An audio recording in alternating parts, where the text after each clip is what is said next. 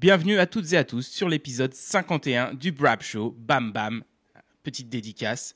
Et j'y pensais en prenant mes petites notes quand même. Tu te rends compte qu'en 2012, déjà, Justin Barcia, il roulait pour les États-Unis à Lommel en 450. On est en 2025, 2026, il va être encore là. C'est vraiment une génération qui a roulé longtemps, les Barcia, Tomac, Roxen et tout ça. Mais donc voilà, petite dédicace à Justin Barcia. Et merci évidemment MGT Design et MGT Design Racewear d'être avec nous. MGT Design, les kits déco 200% perso. Vous pouvez les contacter sur Instagram dès à présent, @mgtdesign-mx. Et vous pouvez commander dès à présent votre déco 200% perso. Et les tenues 200% perso également avec MGT Design Racewear. Pareil, sur Instagram, @mgtdesign-racewear. Et là, vous pouvez choisir parmi une gamme de tenues déjà proposées ou alors faire peau neuve en partant d'une page blanche et vous créez votre tenue avec leur expertise. Merci également à Clément d'être avec moi, a.k.a. Mr. Brap, la sensation TikTok. L'heure est venue, on va parler du Motocross des Nations. Le Motocross des Nations qui va se dérouler à Ironman dans l'Indiana aux États-Unis ce week-end même, le 4 et 5 octobre, si je ne me trompe pas. On va voir alors quelles sont les équipes favorites et on va aborder quelques petits sujets comme la confrontation Luca Konen, Jet Lawrence en 450. On va anticiper un petit peu ça. Joe qui va démarrer sur la 450. Et on parlera aussi un petit peu d'Eli Tomac parce que c'est quand même sa dernière course sur la Yamaha. Donc c'est la fin d'une ère quand même. Donc on va parler un petit peu de tout ça. On va commencer avec les équipes. Je vais lister un petit peu les pilotes des équipes principales, on va dire. J'ai trouvé un petit article qui datait d'il y a 3 jours, donc ça devrait être plutôt à jour. Donc on a évidemment les champions en titre, l'Australie avec Jet Lawrence, Kyle Webster et Hunter Lawrence. On a les États-Unis avec Eli Tomac, Hayden Deegan qui, malgré la clavicule, à l'heure où on tourne ce podcast, compte rouler, même si Justin Cooper se tient prêt à le remplacer si besoin. Et RJ Hampshire en Open. Les Pays-Bas, on a Glenn Koldenhoff, Kai de Wolf et Calvin Vlanderen. Et on note évidemment l'absence de Jeffrey Herlings. Chez les Espagnols, on a Ruben Fernandez, Guillem Fares et Francisco Garcia, avec l'absence de Prado, évidemment. Pour la France, notre France, la Gaule, on a Romain Fèvre, Mathis Valin et Maxime Renaud.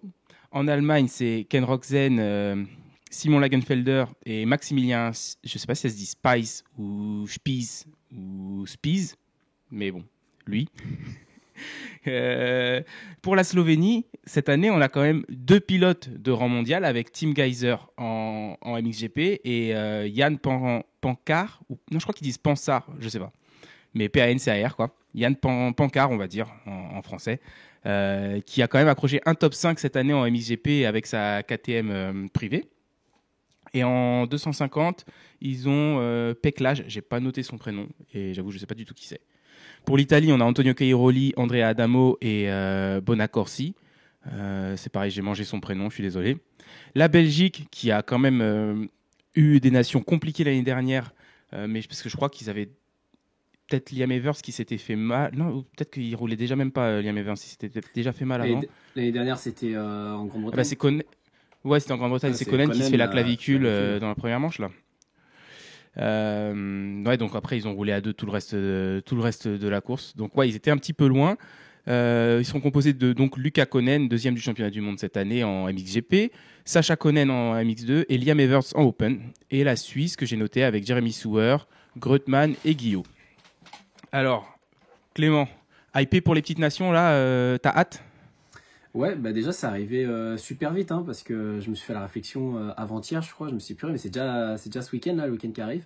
Donc, j'avoue que j'ai pas eu le temps de les attendre, qu'elles sont déjà là. Donc, je sais pas si c'est qu'il y a eu un peu moins de com sur les réseaux, ou si c'est moi qui étais un peu moins présent, justement, sur les réseaux que d'habitude. Mais c'est vrai que d'habitude, j'attends un peu avec impatience. Après, je sais pas, peut-être les autres années, il y a eu peut-être eu plus de week-ends d'écart aussi entre les nations et la fin des championnats, parce que là, au final, ils ont eu combien qu'un week-end de pause.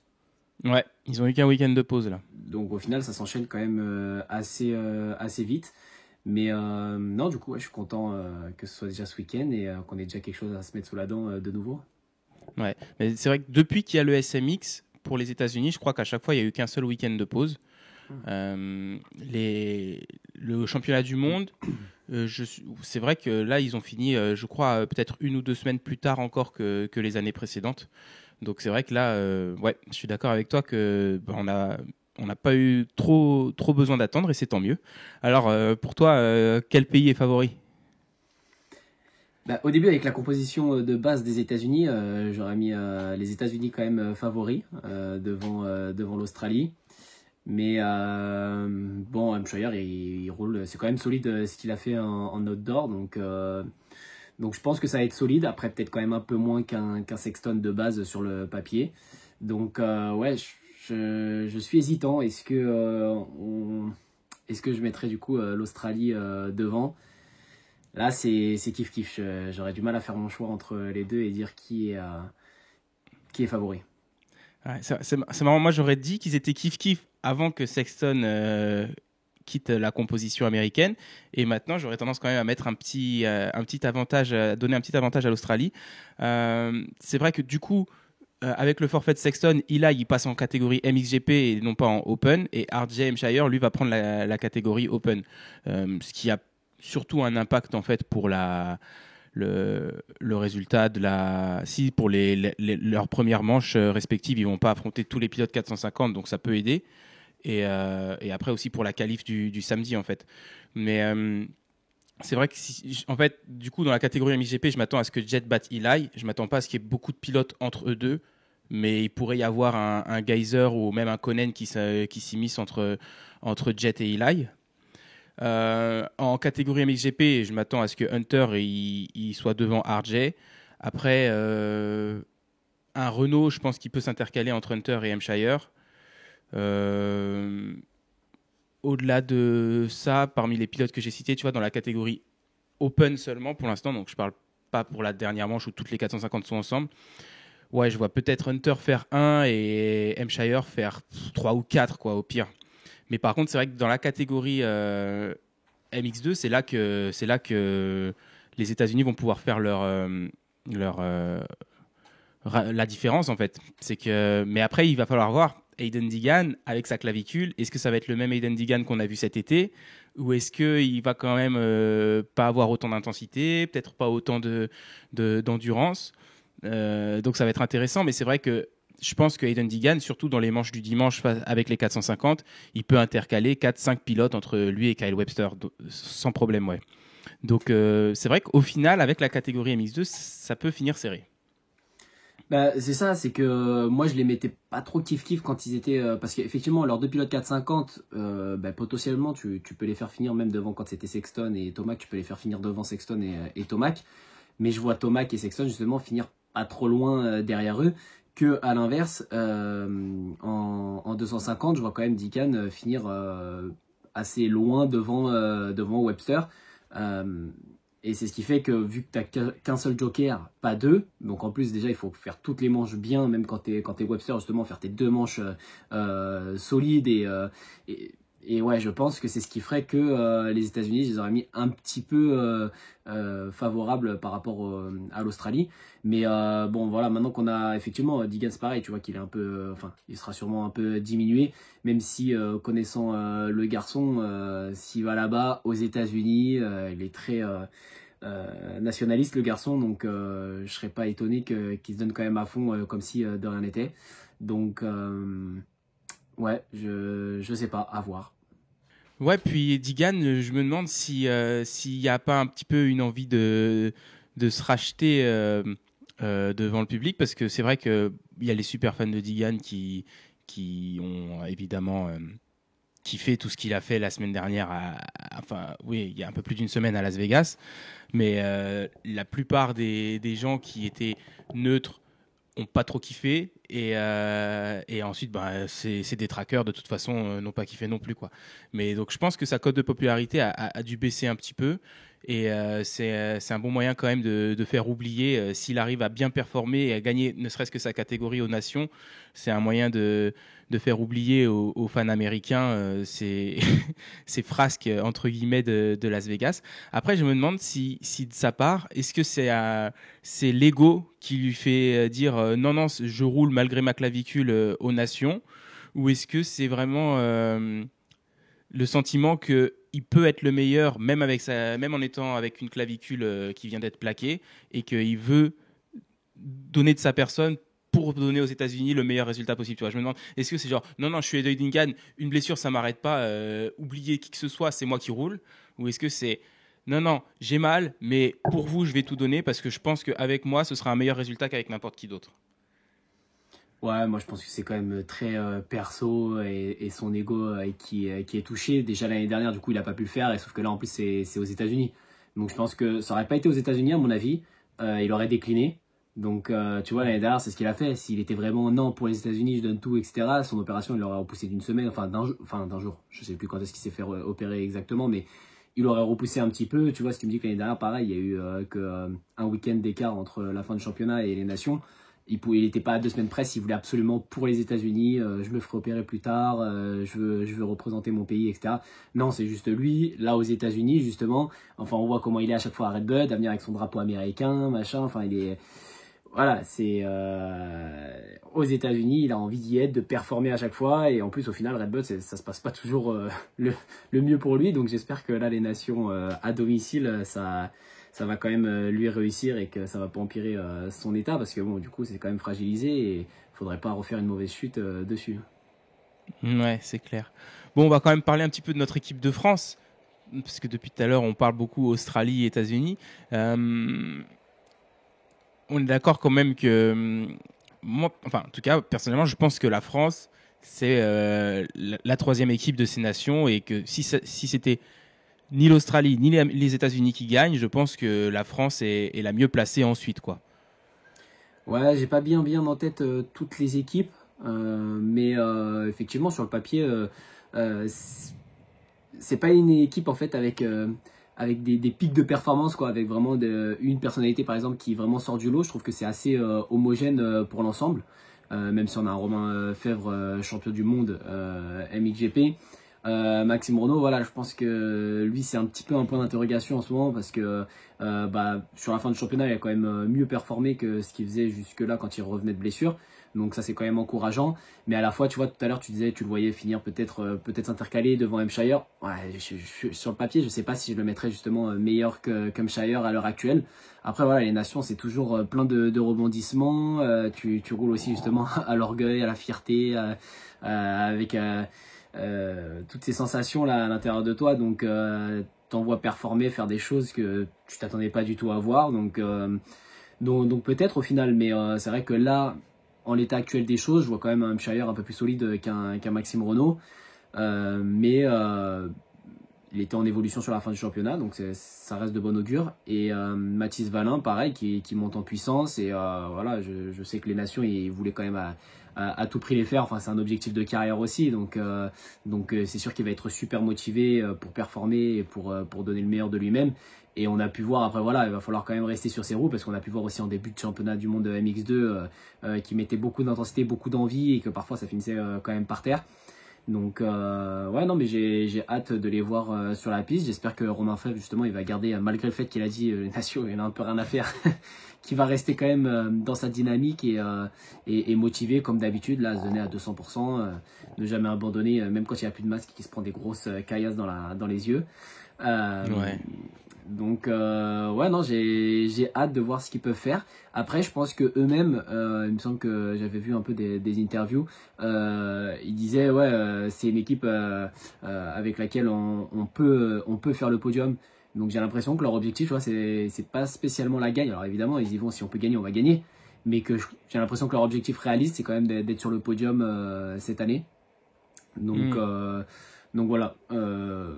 Ouais, je sais pas, à voir. Ouais, mais je pense qu'un podium, c'est. Après, comme tu dis, il faut que parmi les trois pilotes, à chaque fois, tout se passe quand même bien et tout. Et si tout se passe bien aussi pour l'Australie et les États-Unis, je pense qu'ils vont être très difficiles à battre. Mais c'est vrai que, bon, s'il arrive un pépin à l'un ou ces deux pays, là, je pense que la France est peut-être en première place pour capitaliser derrière. C'est vrai que la Belgique, ils sont bien aussi avec les deux Konen et Liam Everts. Mais Liam Everts en Open. Bon, il a 2 ans de plus que quand on l'a vu à Ernée, où c'était pas incroyable, mais Il s'était fait mal au bassin en Finlande. Et depuis, en fin de championnat MX2, c'était pas incroyable non plus, quoi, Liam Everts. Donc, il n'est pas dans une dynamique flamboyante. Donc, je m'attends pas à ce qu'il fasse des gros coups d'éclat le week-end prochain à Ironman. C'est vrai que, cependant, comme tu dis, il y a des pilotes parfois qui font des trucs de fou. Et ça se trouve, Koldenhoff, il pourrait gagner ses 3 manches. C'est vrai que Koldenhoff, en plus, on l'a vu gagner aux Nations. Bah, c'était à domicile aussi. Là, il avait gagné même la qualif, non? Ouais, il avait tout gagné ce week-end-là. Ouais. Ah, Mais à Redbud en 2018 aussi, il avait gagné ses 2 manches du dimanche, Koldenhoff. Ouais.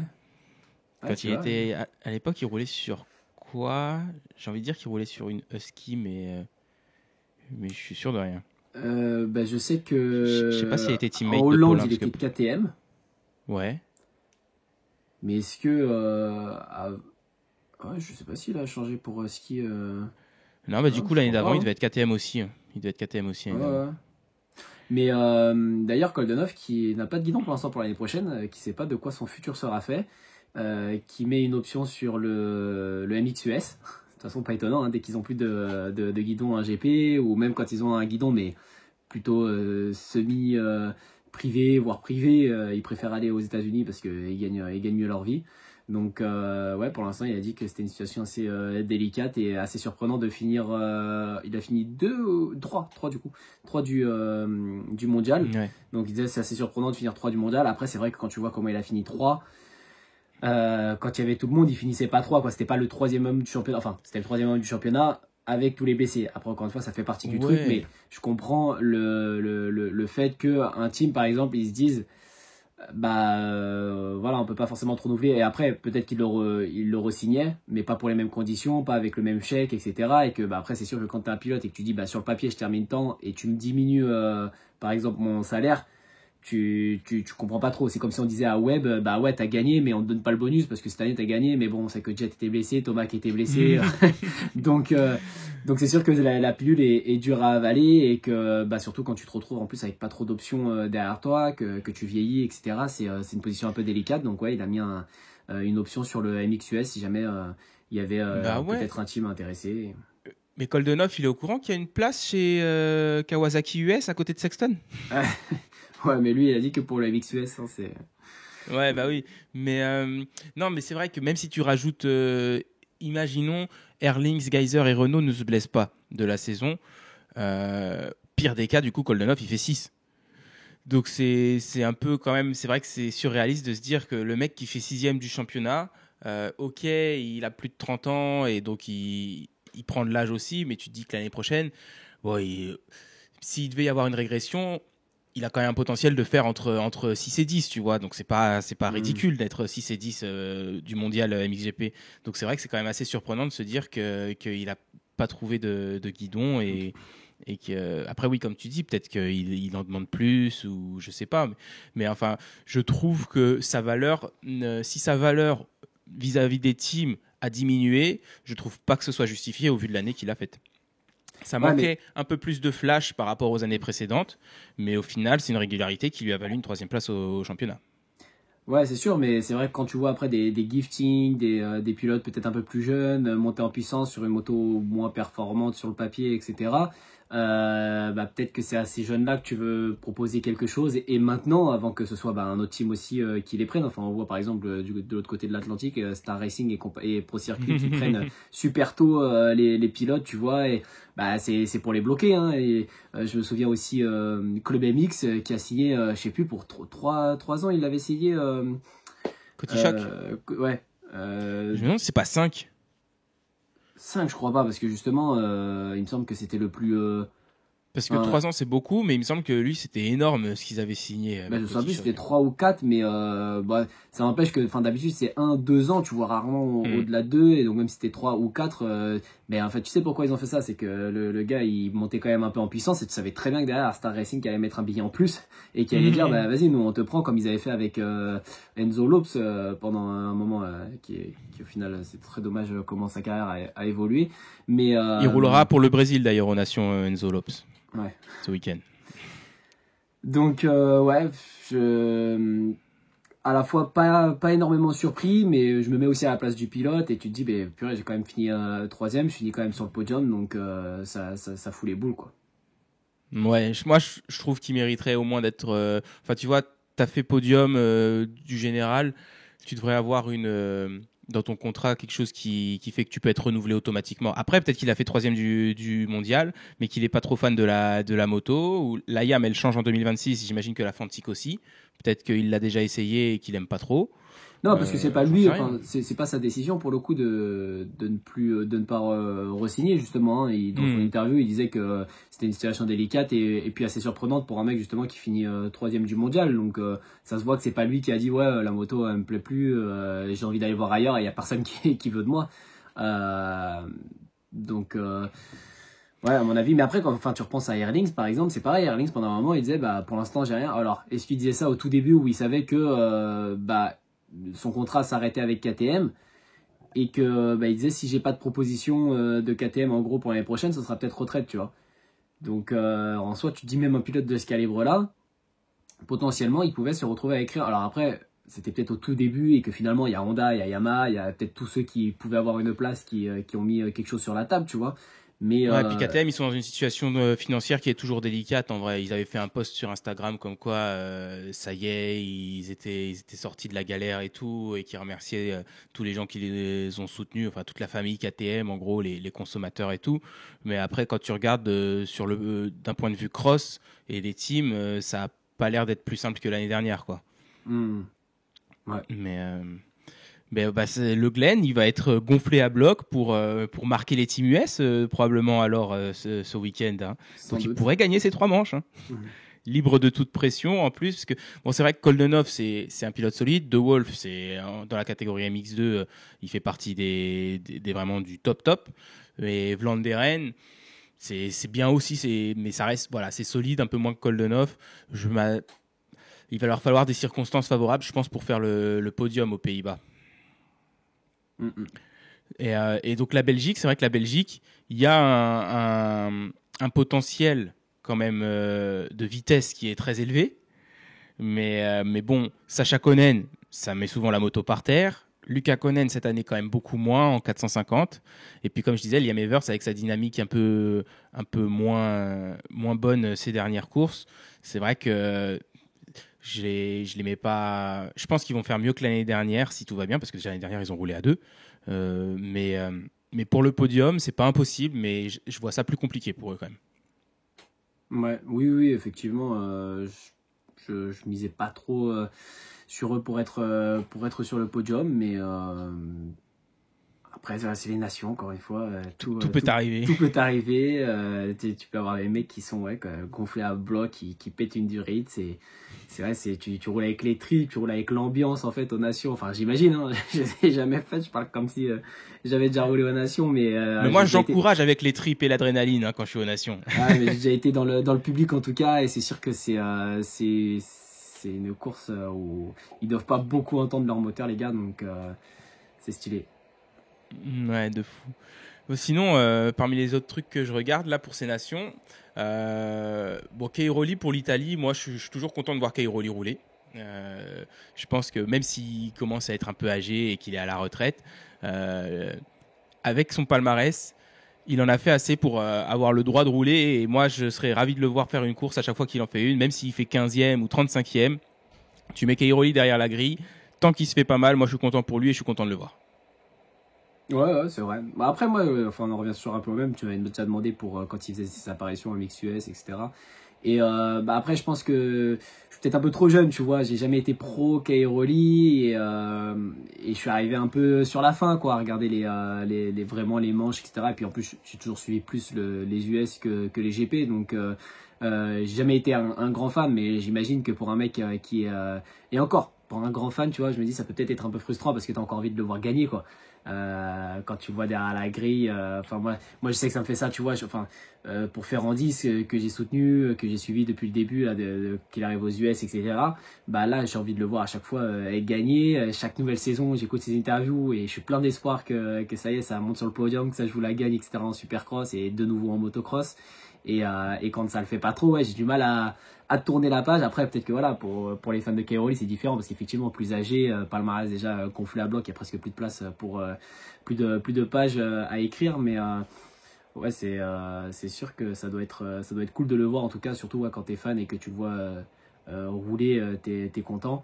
Moi, après, voilà, qu'il soit là ou pas là, en réalité, ça change pas grand-chose. Et c'est vrai que bah, s'il se retrouve aux alentours de la 10e place, j'aurais probablement pas vu rouler, tu vois, si j'étais sur place. Après, si les caméras me montrent, je le verrai, je le Mm. regarderai.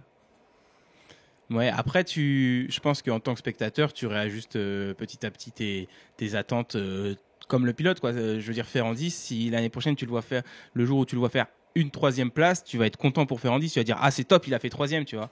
Alors qu'en 2021, quand il fait troisième, tu fais, ah, purée, il a pas gagné, il a perdu des points. Ouais, c'est sûr. Après, bah, tu te dis, ah, bah, c'est bien un podium parce qu'effectivement, quand tu vois qu'avant ça, il fait que des 10e places, par exemple, tu te dis, bah, ah, un podium, voilà, c'est cool.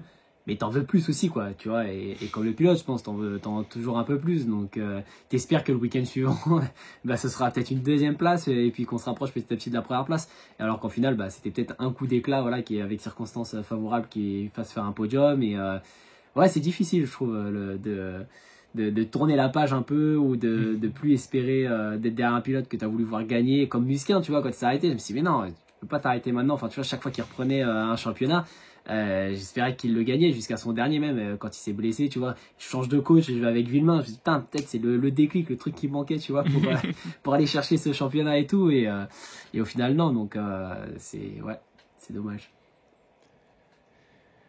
Un autre truc que je regarde, sinon, sur lequel je vais avoir mon œil, c'est Joe Shimoda sur la 450. Je suis curieux de voir ça.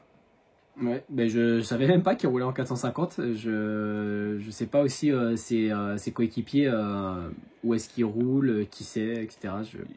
J'ai vu les noms, mais je les connais pas. Donc, j'imagine que c'est des pilotes de championnat japonais. Et j'imagine que s'ils ont fait monter Joe en 450, c'est bon. D'un côté, Joe, il doit être très intéressé pour déjà commencer à préparer le futur quand même. Mais je pense que c'est qu'ils doivent avoir un pilote 250 qui est quand même suffisamment bon. Parce qu'on Hmm. sait quand même, on en parlait avec Digan, là, c'est là où le dimanche tu peux faire quand même le plus de différence. Donc je pense qu'ils doivent avoir un pilote 250 qui est suffisamment bon pour espérer déjà se qualifier pour la course du dimanche et pouvoir bah, après faire un peu de résultats. Enfin, je pense que l'objectif principal du Japon, c'est de se qualifier pour le dimanche. Et après, voilà, Joe, il va essayer de faire le mieux qu'il peut de son côté. Et ils savent très bien qu'en tant que pays, ils vont pas aller accrocher le podium. Mais Hmm. bon, si déjà ils peuvent faire les 3 manches et marquer des points et être sur le tableau, ce sera cool. Parce que la dernière fois à Redbud, quand Joe était sur la Pro Circuit, ils n'ont pas réussi à se qualifier pour les courses du dimanche. Je crois que le Japon n'avait pas. Je sais qu'ils n'ont pas participé l'année dernière. Et à Ernée, Shimoda n'était pas là. Je ne sais pas si le Japon était là sans Shimoda ou pas. Je me souviens plus. Mais donc ouais, ça fait un petit moment quand même que le Japon n'a pas participé aux nations, aux courses qui comptent pour le trophée. Donc ce serait cool. Et ouais, mais surtout du coup cette première qualif le samedi. Où il sera face aux autres 450. Ouais, je suis très curieux de voir ce que Joe Shimoda va donner, quoi. Bah oui, oui, clairement, moi aussi du coup, je savais pas qu'il était en 450, mais je serais curieux de voir ce que ça dit en 450. Et du coup, il est dans quelle catégorie? Il est Open ou MX1? Non, il est MXGP. MXGP. Ouais. Hmm. Bon, et puis sinon, est-ce que tu es plus curieux de voir l'affrontement champion du monde MXGP versus champion des États-Unis de motocross 2025, donc Romain Fèvre versus Jet Lawrence, ou est-ce que au final, tu es plus curieux de voir Lucas Konen face à Jet Lawrence? Franchement, c'est ouf de dire ça, mais effectivement, je crois que c'est plus Lucas Konen et Jet Lawrence. Et tu vois, je pense que c'est quand même lié au fait que Lucas Konen se cache pas que justement il veut bah, plein d'ambition, qu'il veut se mesurer à lui, et puis bah c'est un peu les deux jeunes, les deux sensations en fait de chaque côté, tu vois, Lucas Colen qui monte en puissance, voilà, jeune aussi un peu le même profil que Jet Ouais. Lawrence quoi, donc c'est peut-être pour ça aussi que la hype se dirige là-dessus, que Romain Fèvre, bah c'est vrai que c'est pareil, Romain Fèvre, tu vois, mais après, c'est parce qu'il est tout discret aussi et tout, tu vois, que je pense que ça fait moins ça que, par exemple, en 2015, quand il avait gagné son premier titre, Là, il avait dit ouais, je vais aller là-bas et je vais gagner mes 3 manches et on va gagner les nations. Ou enfin, je sais plus s'il avait dit on va gagner les nations, mais en tout cas, il a dit je vais venir, je vais gagner Mais mes ouais, trois il avait manches dit et ça voilà. dans Donc une interview. le garçon, tu vois, là, il l'ouvrait, il était à l'aise, il était déterminé et il avait peur de rien. Que bah là, tu le vois plus. Enfin, maintenant, c'est ouais les nations. Ça, je m'en fous un peu, mais même sans ça, je pense qu'il est moins. Ouais, je sais pas, je vois Romain Fèvre un peu fatigué, soulagé d'avoir gagné ce titre-là, mais je sais pas s'il est là pour justement défier Jet Lawrence. Après, s'il a l'occasion, justement, je pense que s'il est juste derrière, s'il est juste devant, il va s'arracher pour finir devant et que ce serait grandement. Euh, il serait très très content en tout cas de finir devant et de pouvoir battre Jet Lawrence et ajouter ça justement à son palmarès, parce que je pense que quand même ça s'ajoute. Mais à la fois, effectivement, je vois plus un Luka Konen qui veut prouver et qui va s'arracher pour. Voilà, sa cible, c'est juste Jet Lawrence, je veux être meilleur que lui, etc. Il voulait venir justement aux États-Unis aussi quand il a eu un week-end de pause avec les GP pour faire une épreuve dans le sable là-bas. Il est très bon dans le sable et donc on savait que c'était face à Jet Lawrence qui voulait se mesurer, quoi. Donc, ouais, non, je suis curieux de voir les deux, mais j'espère aussi qu'on aura un Romain Fèvre au niveau, justement, et que il va réussir à trouver ses marques rapidement, à être à l'aise pour pouvoir se battre devant. Ouais. Après, je pense que Fèvre, il sait où il en est en fait. Et tu vois, cette année, il a gagné le titre. C'est parce qu'il a été le plus complet, il a été régulier, il a aussi été très performant. Je pense qu'il sait que, en fait, dans un bon jour, il peut battre les tops du mondial, que ce soit Luka Konen, Erlings ou Geyser, mais que en soi, en vitesse de pointe pure, par rapport à Lawrence ou même peut-être à Konen, il en manque un petit peu quand même. Et c'est pas sur la vitesse pure qu'il a gagné le titre, même s'il y a des jours où, comme je dis, hein, il a juste été plus rapide et plus fort que tout le monde. Mais dans l'ensemble, c'est vrai qu'au chrono et tout, enfin souvent Konen c'est lui qui va le plus vite. Et après qu'il soit fait des erreurs, il a commencé à diminuer le championnat, il a craqué en Suède. Enfin bref, on va pas refaire tout le championnat. De toute façon, on l'a vu. Euh, mais euh, mais donc ouais, c'est que les qualités de Fèvre ne sont pas juste la vitesse pure comme Lawrence et Konen, où c'est peut-être, même s'ils sont eux aussi très complets comme pilotes, c'est quand même leur avantage principal, c'est leur vitesse de pointe. Et donc sur une seule course, sur un seul week-end, quand tu peux pas trop jouer la régularité non plus, tu vois, parce que c'est pas comme quand on a 20. Donc je pense que c'est là aussi et la France sait que jouer le podium, c'est peut-être plus, enfin c'est un objectif plus réaliste, même si ça ne veut pas dire que la victoire est hors d'atteinte. C'est un objectif plus réaliste. Puis aussi, Fèvre, il a toujours été quand même plutôt, enfin les prises de risque ont toujours été mesurées. C'est aussi notamment ce qui lui a valu sa régularité et le titre. Et je vois plus Luka Konen et Jet Lawrence aller débrancher et risquer leur vie pour battre l'autre, quoi. Ouais, non, c'est clair que bah voilà, ça joue avec aussi la jeunesse, la fougue, tout ça. Effectivement, il est, je pense, plus raisonné, Fèvre, et que il va moins se mettre en danger qu'un Luka Konen, qui surtout, voilà, les Konen sont aussi réputés pour pas de demi-mesure, pas plus vite qu'à fond, et on voit ce que ça donne. Bon, on en a parlé un tout petit peu en début d'épisode, mais c'est la dernière course d'Eli Tomac sur la Yamaha.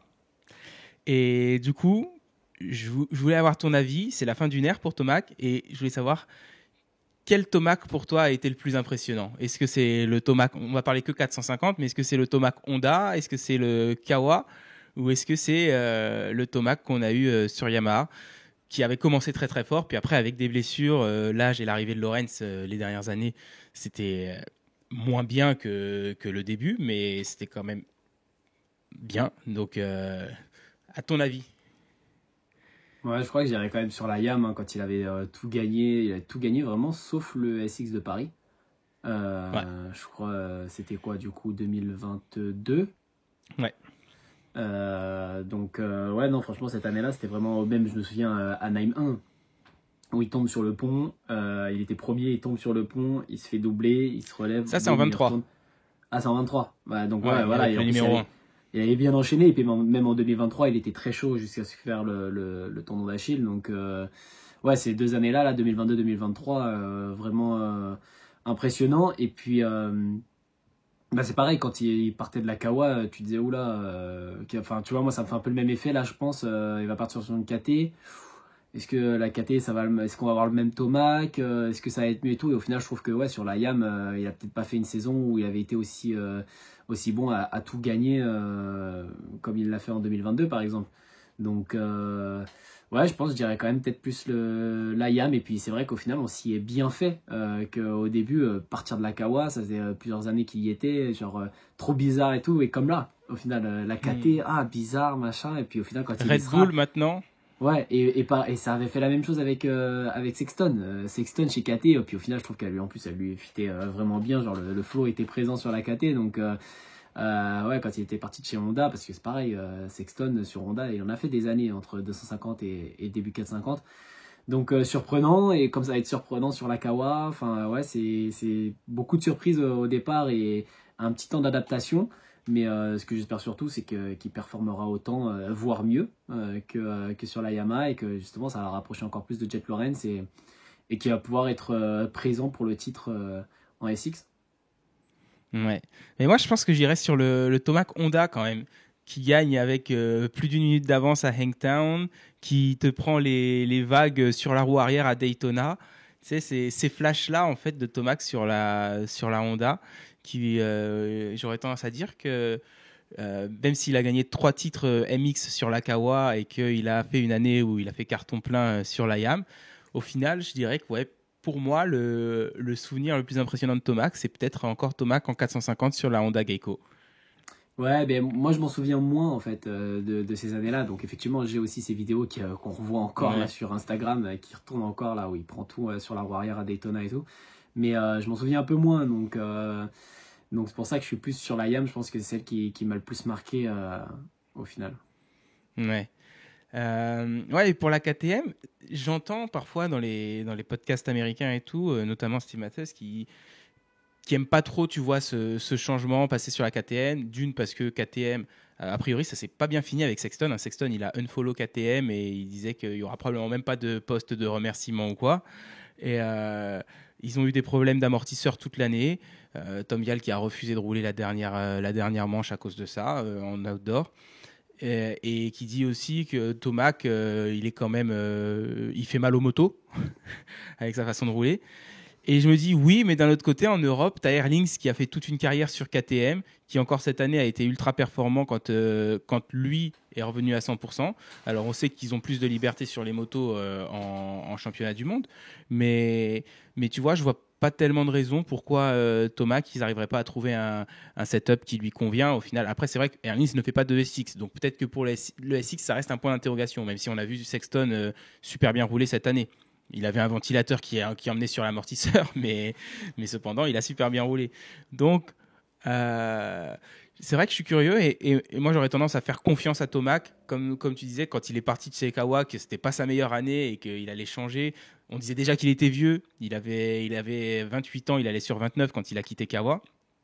On disait déjà qu'il était vieux et au final, il est arrivé sur la YAM, il a tout gagné.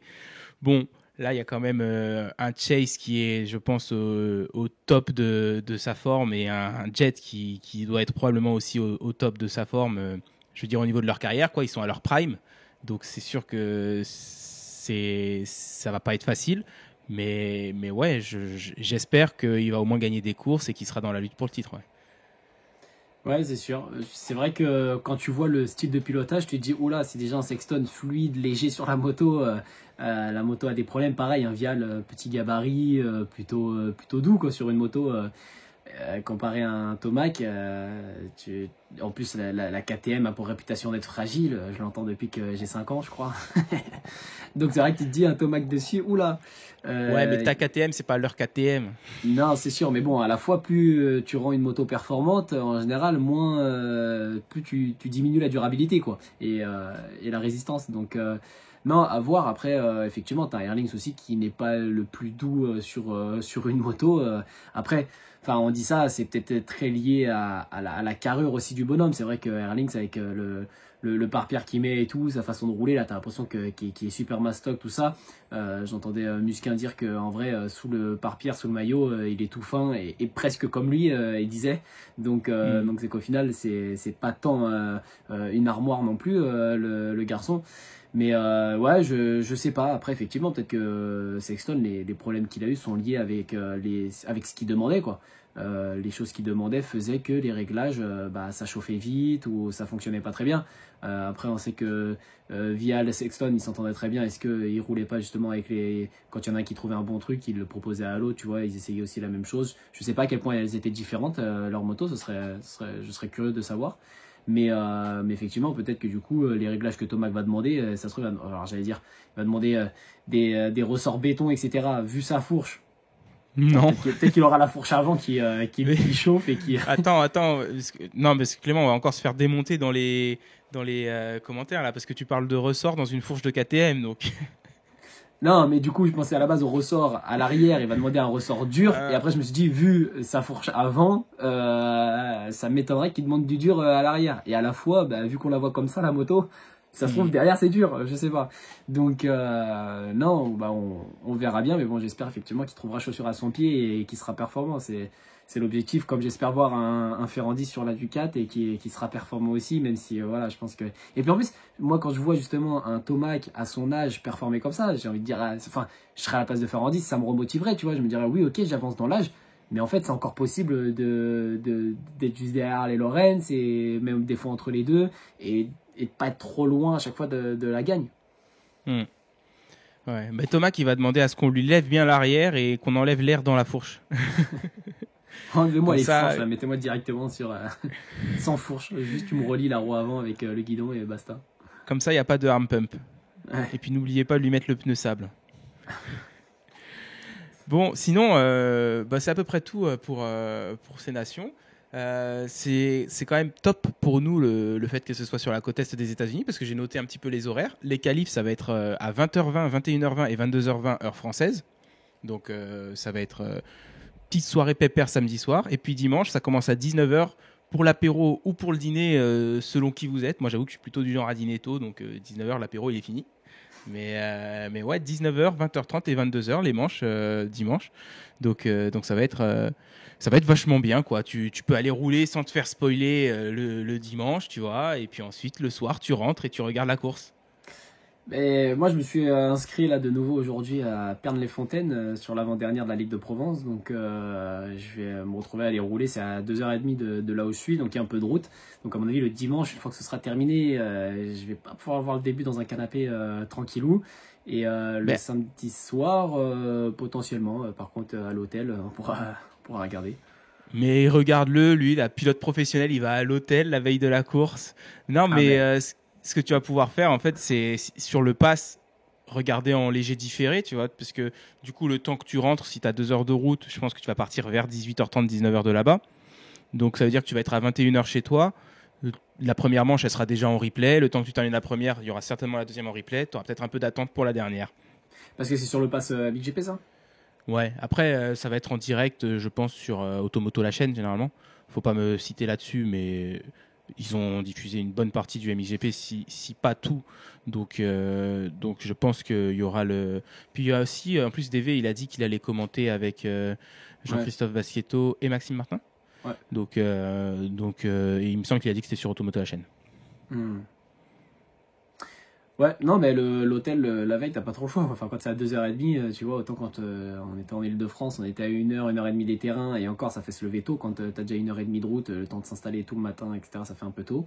Mais là, à 2h30, t'es obligé de dormir à côté, et pas d'Airbnb de dispo, donc on va trouver un petit F1. Hein.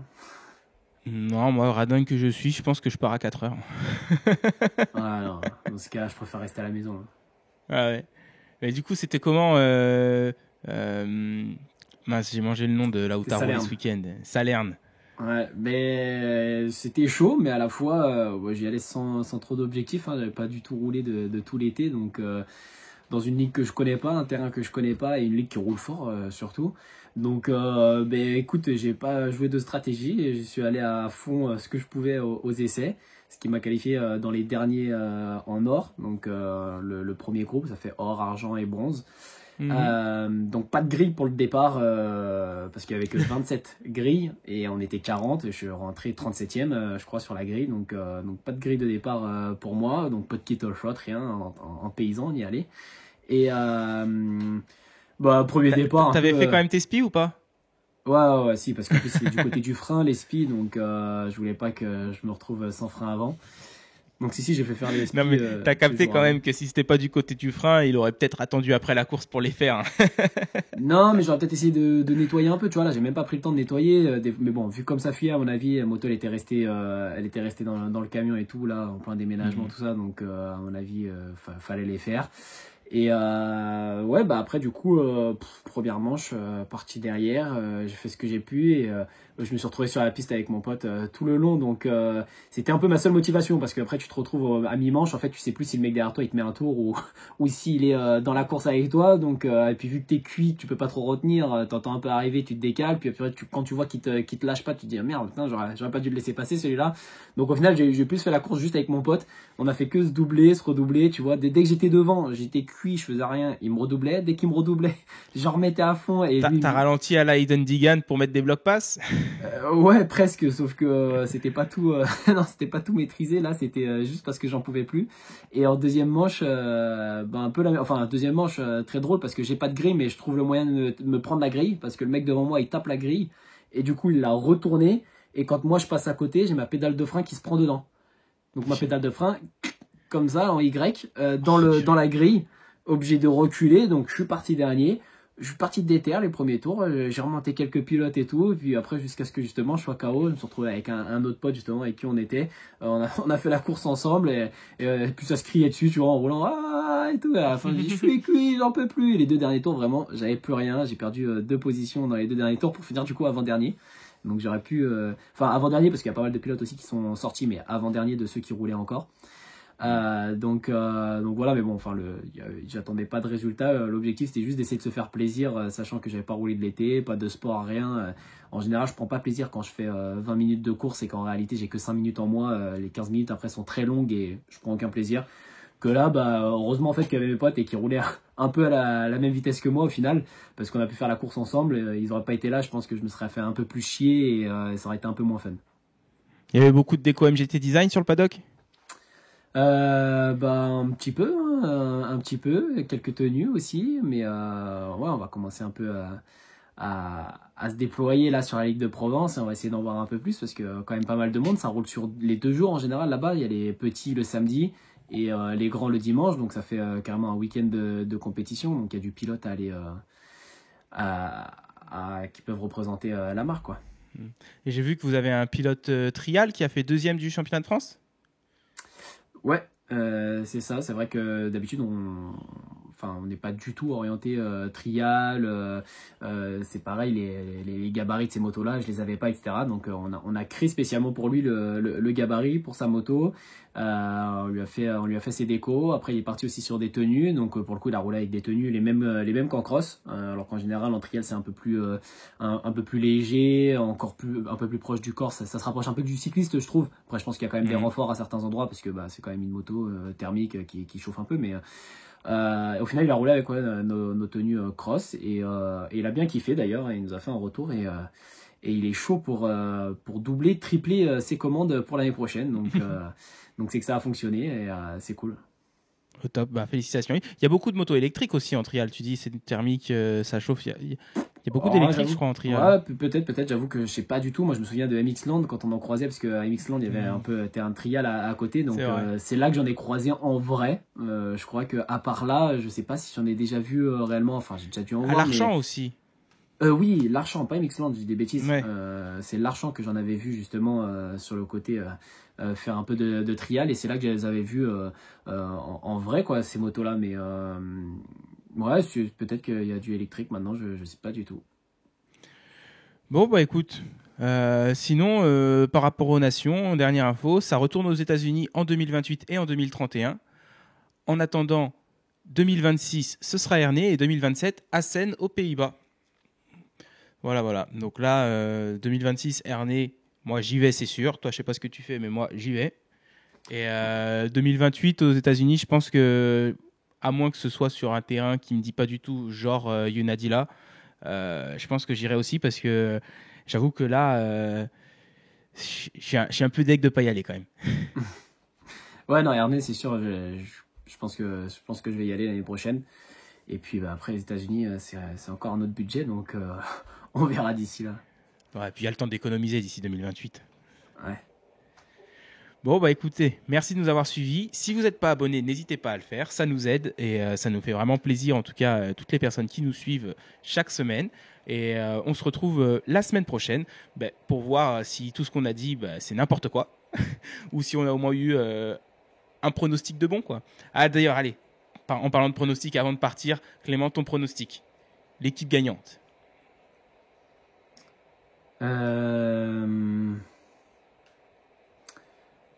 Vas-y, je fais. J'ai envie de dire Australie, États-Unis, France. Je me mouille pas, je crois. Il nous a donné carrément tout le podium. Tu sais, j'en ai pas parlé parce que j'ai pas envie de nous mettre des gens à dos. Mais je crois qu'en tant que supporter, je suis limite plus pour les États-Unis que pour la France cette année. Et c'est tout simplement parce que je trouve que pour le motocross mondial, un motocross des nations où les États-Unis ne performent pas à domicile, tu vois, dans ma vision du monde, ça me chamboule. C'est comme quand tu dis que les États-Unis doivent gagner au basket, tu vois, aux Jeux Olympiques ou quoi. Enfin, ils ont la NBA, tu vois. Ils devraient gagner. Ils sont censés gagner. Et si je les voyais perdre, ça me chamboulerait, tu vois. Donc là, c'est pareil. En fait, Après, l'équipe australienne, c'est presque une équipe américaine. Enfin, c'est deux pilotes du championnat américain et Kyle Webster qui est sur le championnat australien. Mais ouais, tu vois, enfin, si je voyais la France, les Pays-Bas ou la Belgique gagner et les battre chez eux sur leur terrain de leur championnat, je me dirais, tu sais, d'un seul coup, tu vois plus le championnat américain pareil, tu te dis, ouais, ok, Jet Lawrence, il a gagné, mais regarde, aux nations, ils se font fumer par la Belgique, tu vois. Ouais, mais c'est ça, je pense que ce qui est différent maintenant, c'est que, avant, tu vois, quand c'est un vélo-poteau américain qui gagne, ils sont vraiment favoris sur leur terre, encore plus.